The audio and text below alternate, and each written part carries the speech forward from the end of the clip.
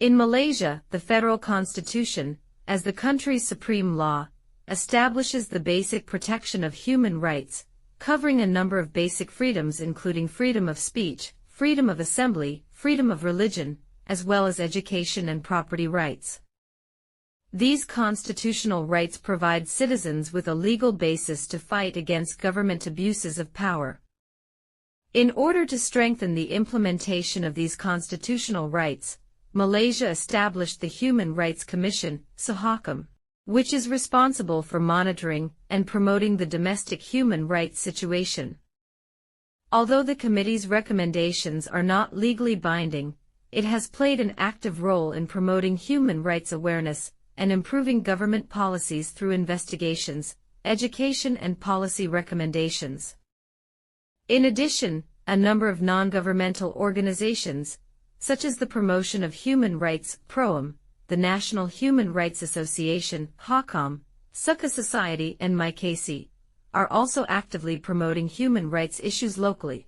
These organizations strive to raise public awareness of human rights issues and promote relevant policy changes through legal advocacy, policy promotion, educational activities, and provision of social services. Their work is not limited to specific groups, but covers the protection of the rights of children, vulnerable groups, and the economically disadvantaged. In general, although Malaysia has provided a solid protection framework for human rights in the Constitution, it still faces many challenges in the implementation, protection and promotion of human rights.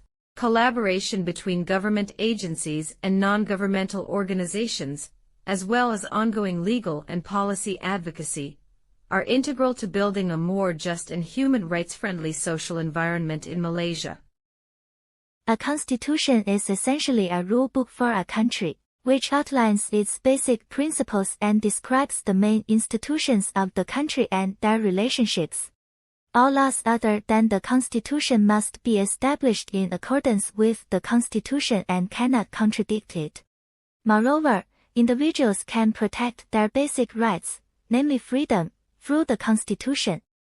The constitution is made up of 15 parts. But what do these parts entail?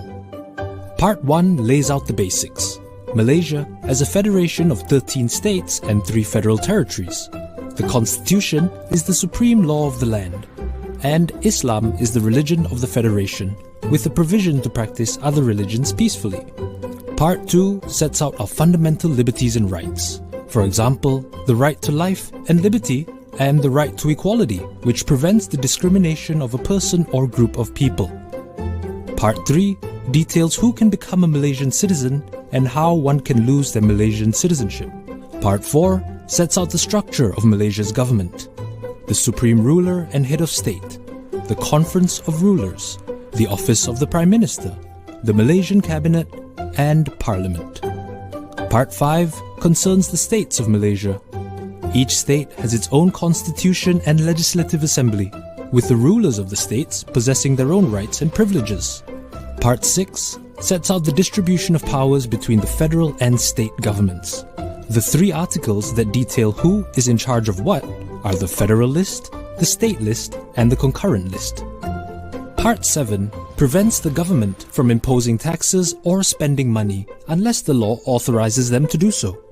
Part 8 asserts a right to vote and establishes an election commission, which is in charge of preparing and revising the electoral rolls, as well as conducting the country's elections. Part 9 establishes the court system, details what can and cannot be decided by these courts, and also establishes the appointment of judges. Part 10 sets out the appointment of the public service.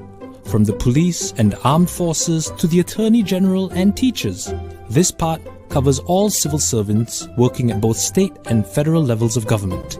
Part 11 grants Parliament the ability to pass laws that might go against the Constitution for reasons of public safety. Part 12 outlines Bahasa Malaysia as the national language, as well as the responsibility of the Yang di-Pertuan Agong to protect the special position of the Malays, the natives of Sabah and Sarawak, and the legitimate interests of other communities. It also details how amendments may be made to the Constitution. Part 12A then touches on specific provisions for Sabah and Sarawak, such as native land reservations for indigenous peoples. Part 13 explains how laws made before Merdeka can still be enforced until Parliament passes a new law to replace it.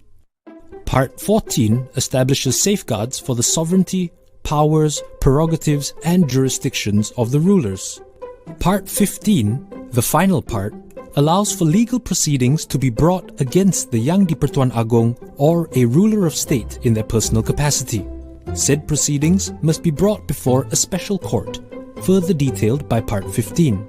3. The Malaysian Human Rights Commission and the Struggle for Human Rights. Foundation.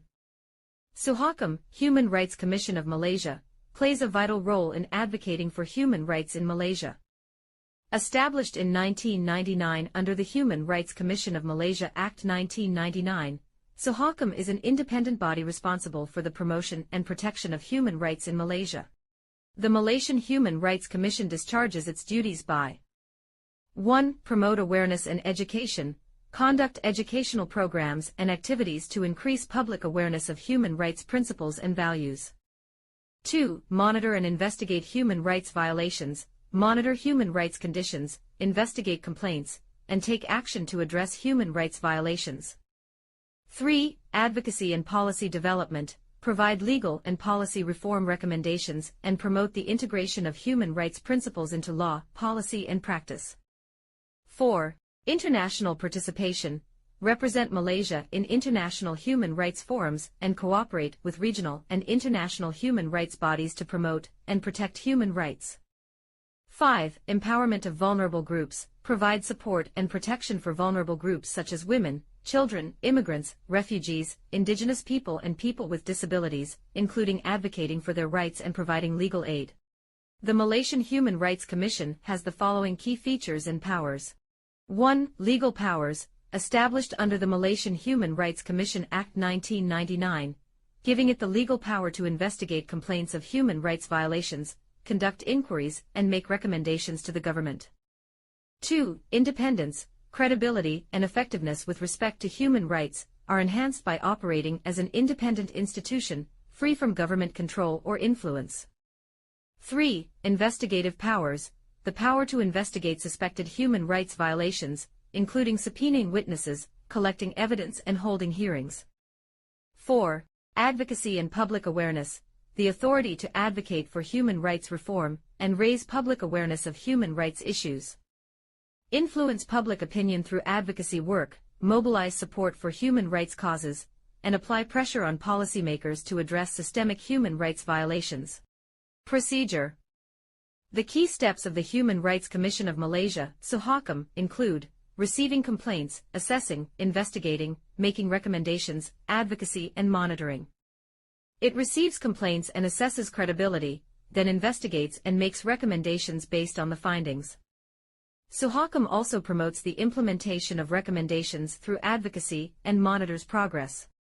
Implementation. Key steps in the implementation of the Human Rights Commission of Malaysia include making recommendations, advocating for action and raising public awareness. After the Commission issues its report and makes its recommendations, the next step is to secure action by relevant stakeholders, including legal reform, policy changes, or administrative action. In addition, the Commission works to increase awareness of the importance of human rights through policy advocacy and public education. Persatuan Promosi Hak Asasi Manusia, PROAM, is an independent and nonpartisan human rights organization in Malaysia, established in 2011 by former Human Rights Commission of Malaysia, Suhakam, and Royal Police Commission commissioners. PROAM focuses on promoting civil liberties, including freedom of speech, assembly, and association. The organization advocates for the repeal of laws like the Sedition Act, and has been actively involved in advocating for the abolition of the death penalty in Malaysia. PROAM also works on protecting the rights of marginalized and vulnerable groups such as women, children, and indigenous peoples. They advocate for greater protections and support for these communities, including efforts to combat human trafficking and protect the rights of migrants and refugees. One of PROAM's significant contributions is its role in monitoring and reporting human rights violations in Malaysia. The organization conducts fact-finding missions, documents cases of abuse, and publishes reports highlighting human rights abuses in the country, raising awareness and pressuring the government to take action. Persatuan Kabangsan Hak Asasi Manusia, National Human Rights Society, HAKAM, was founded in 1988 under the leadership of two former prime ministers of Malaysia. HAKAM aims to promote, preserve, and defend human rights in Malaysia through various means, including advocating for the repeal of laws inconsistent with human rights principles and conducting studies and research on human rights in the country. HAKAM has been vocal in addressing human rights violations in Malaysia, advocating for the repeal of draconian legislation, and seeking justice for victims of human rights abuses. The organization has been involved in various human rights issues and initiatives over the years, including advocating for orang asli rights to education and condemning police shootings. Suka Society, or Persatuan Kebajikan Suara Kanak-Kanak Malaysia, is a registered non-governmental organization dedicated to protecting and preserving the best interests of children in Malaysia. The organization focuses on justice and empowerment, ensuring that children in crisis situations receive fair and just treatment. Suka Society empowers marginalized children through education and developmental programs, particularly addressing challenges faced by the indigenous community. Maikasi Foundation, established in 2009, assists impoverished families and students in Malaysia.